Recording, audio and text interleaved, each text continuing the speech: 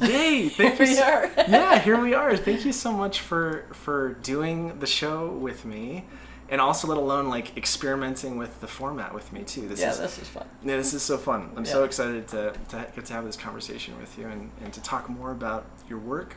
Maybe a great place for us to start is sort of an introduction for you to share. How do you tend to describe your work for people that aren't familiar with it?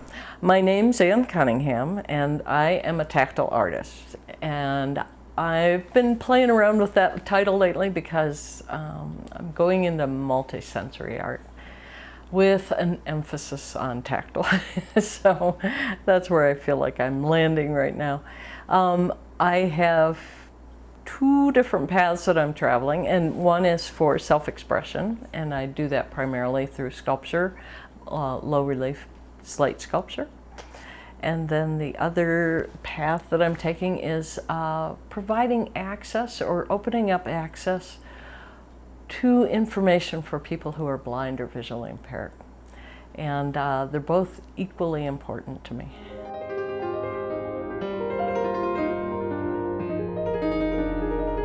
A place that I love to I guess initially go together too is how you got started in sculpture. Yeah, I don't know where I started my interest in stones. I remember playing with them when I was a kid. Of course, I was raised in Oxford, Michigan, which is the gravel capital of the world, so we had lots of cool stones.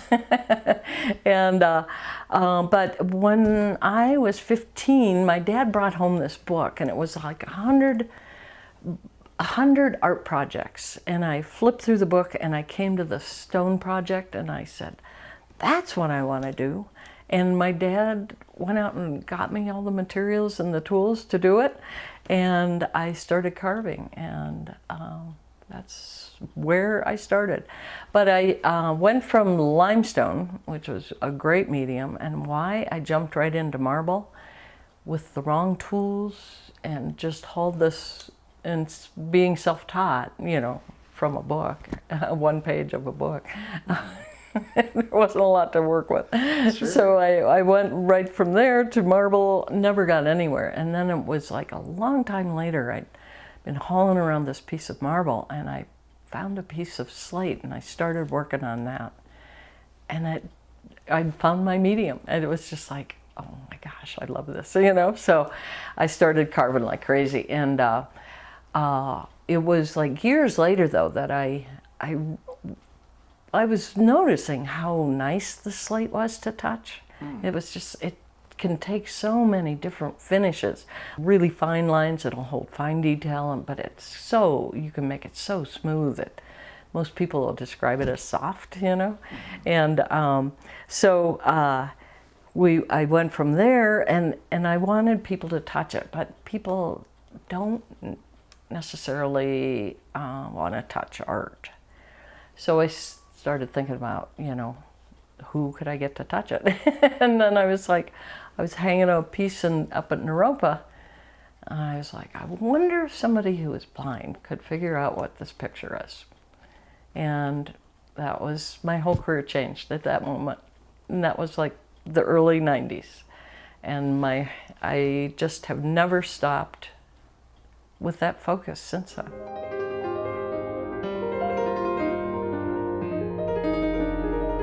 What is it about sculpting that you feel drawn to for expressing yourself? I think there's something about the stone sculpting takes so much time. And so when I'm looking for a piece to sculpt, I really have to feel attached to it, and really, really strongly attached to it emotionally, because I'm going to be working on it a long time. And I think that length of time also gives me a lot of time to process what it is that I'm trying to express. And it gives me time to examine it, you know? I mean, so it's as emotional as it is expressive. And it's generally not cathartic. I'm not doing things that are painful, you know, emotionally painful. It's just like looking into, you know, how I function in the world. and how do I hope to get from point A to point B.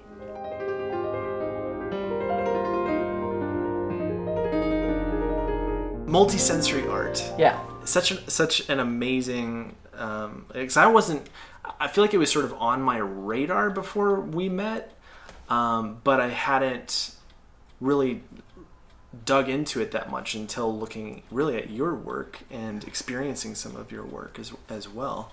But how do you tend to think about it? Okay, this is like really right on the crux of what I'm trying to do right now, because I feel like the work that I'm doing, it is accessible through touch, but I also feel like it's growing out of the visual art world. It looks pretty traditional, and I feel like I need to explore a lot more, and that's why I'm trying to do these symposium and do these art exhibits and stuff like that to gather more people together who are interested in pursuing this, because I feel like we don't know what multisensory or tactile art can really be. I feel like we're just at the beginning, and there's so much to explore, and I have so many ideas. Okay, so I've got this exhibit coming up in November in Baltimore, and there are going to be 10 pieces. I limited it to that, but I'm trying to find 10 artists who are coming at it from like really radically different positions, So they're bringing 10 really different points of view and really 10 different ways of experiencing art together into one place, and then I want to ask them to also do a tactile graphic of this whatever, this map, this, I don't know, whatever. It can be a picture of anything, because I feel like we've got tactile art, which is just multi-sensory art that we approach through the senses more relevantly, trying to make it more relevant to all the senses. And then we've got tactile graphics, which is really trying to share information. So it's charts, graphs, maps, diagrams, that are things that you would find in textbooks and the things that blind kids aren't getting. And so I feel like, we've had a history of people who do Braille, and then they do charts, graphs, maps, and then they skip the diagrams because there aren't enough relevant rules for them to follow. And so I feel like, okay, we don't need more rules, we need more innovative thought. And so trying to get these artists to make some tactile graphics and just see what they bring to the table. That's really what I'm really excited about right now. Why do you feel so motivated to, because there's so much to what your approach in the work that you're doing. Why is the helping, especially little kids who are blind, why is that so important to you in helping them learn and grow and everything through what you're doing? I would have to say the short answer is that I feel like I can do it, so I think I should. I just feel like it's maybe a civil right, This can be done. It should be shared, But there's a lot more to it than that, I mean, there's this huge amount of curiosity. Like, can I make this work? Can I make that work? I think that it's like a huge gift that I've been given, this curiosity and this mission, and it's just it seems like there's always something else to think about.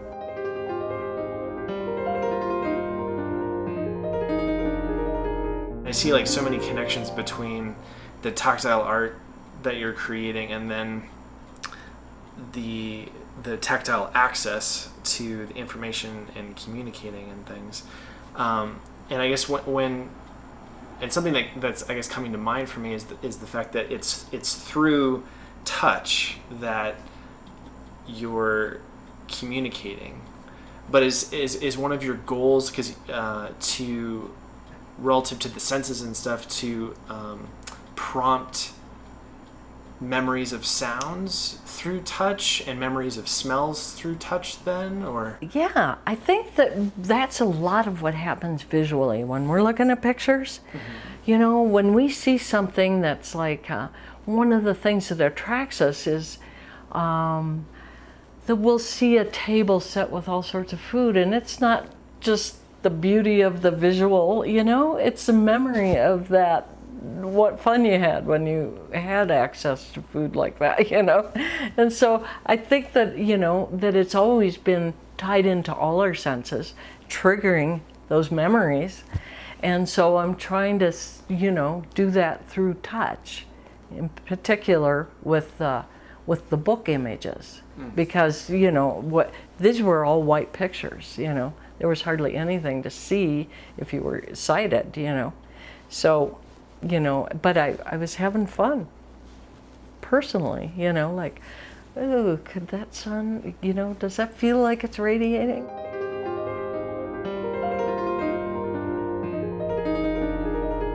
When you go to work, like, you know, when you start your day, what does it feel like for you? Like when you get into your studio, what does it feel like? Okay, well, I would say I start in the house, and that's where I start my day. I love to get up early. I get up 4 or 5 in the morning, and I like that because I have the house to myself. A lot of times I just light a candle so that I'm not like getting the glare of lights, and just really ease into the day. And it usually starts with a list. I love lists. and I'll prioritize things, and then we'll see how far I get through the list. But I've got lists everywhere, you know, and when I get stuck on a project, I'll start breaking it down. And so that's where my day starts, you know. And if I can start out in the studio, then I'll be out there all day. If I start in here writing, then I'll be in here all day. I just really have trouble jumping from one project to the next. You know, I try to get into something and finish it rather than just do a little. I'll do 2 hours here. I'm always making that promise, you know. Like, I'll do 2 hours of art every day, you know. It just doesn't happen that way for me, you know. I'll get into the next thing and do it until it's done, and then I'll go to the next thing. Well, and do you find, like, does it work well for you to sort of think of your schedule in terms of like a day on a certain project or a week on a certain project then, or? Yep. Okay. Yep. Got it. Yeah. And if I'm switching from writing over to art, I need 3 days of time in the studio without hoping to accomplish much. It takes that long to switch.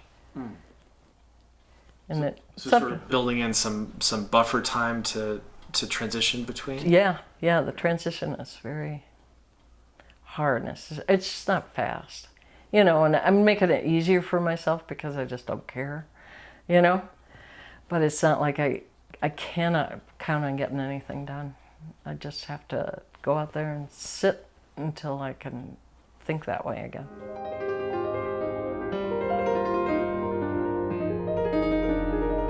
Something else I'm always curious about is how each of us approach taking risks in our work. Wow. and how that shows up. Yeah. And I guess how do you think about risk and creative risk? Really, however you think about it. I'm just kind of curious about how you think about it. Okay, I want to hear what you think too. But I feel like I've taken a very risky path. You know, I think at some point I just decided I want to make art more than anything else. And if that means I am so poor that all I have to work with is mud from the ground, okay. That'll be okay, you know? And so once I made that decision, it was sort of like, it can't get any worse than that. You know, so I've made that choice. I was willing to risk it all, and the fact that I find myself at this point in my life and I feel like, I think I'm going to be all right, is like sort of surprising. You know, I wasn't crafting this for a financially successful career. I crafted it for my personal ambitions, and my ambitions were to see if I could contribute something of value. And that was more what I was interested in. And I think that's why I feel like mix the art and the graphics, you know, they feel equally important to me. I think that in me they inform each other, and I think it's really important for me to contribute somehow. I'm not satisfied with just expressing myself. So that's just me. So what motivates you, or what's risk? For me, I mean, really, you and me doing this, you know, and this is a huge risk to me. I mean, this is very, very relevant to me, and I think there's a part of me. I always like thinking of like personal projects as a sandbox for me to play in, essentially, and like try out new ideas, and to experiment, and I like this idea of being able to share more through my work, and so to me, like, it's always top of mind to me of like whoever I'm making this for, how are they going to experience it? How can I bring them the most value possible for them? Right. Whether that's like information in some way or inspiration in some way.